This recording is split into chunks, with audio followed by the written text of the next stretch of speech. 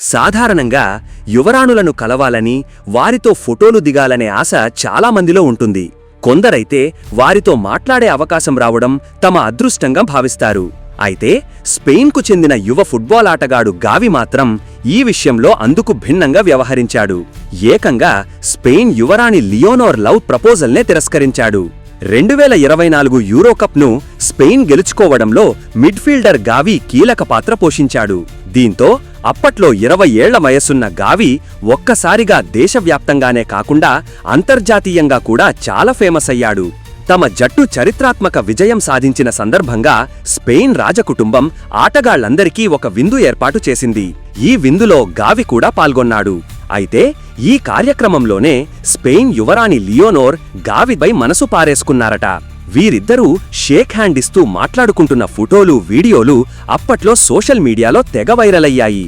ఇదే సమయంలో యువరాణి లియోనోర్ గావికి ప్రేమ ప్రపోజ్ చేశారని అంతర్జాతీయ మీడియా కథనాలు వెల్లగించాయి.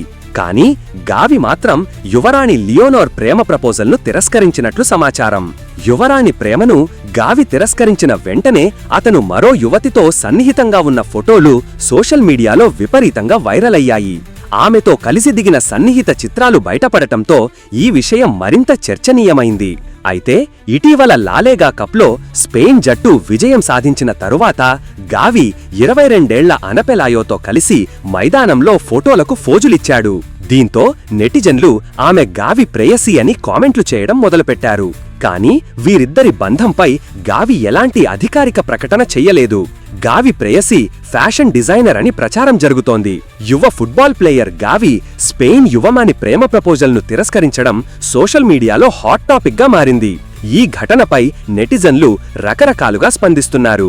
జీవితంలో ఒక్కసారైనా నువ్వు ఈ విషయంలో పశ్చాత్తాపపడతావు, ఇంత అందమైన అమ్మాయిని ఎలా కాదంటావు అని కొందరు గావి తీరుపై కామెంట్లు చేస్తుండగా, మరికొందరు మాత్రం నిజమైన ప్రేమికుడు అని అతడిపై ప్రశంసలు కురిపిస్తున్నారు.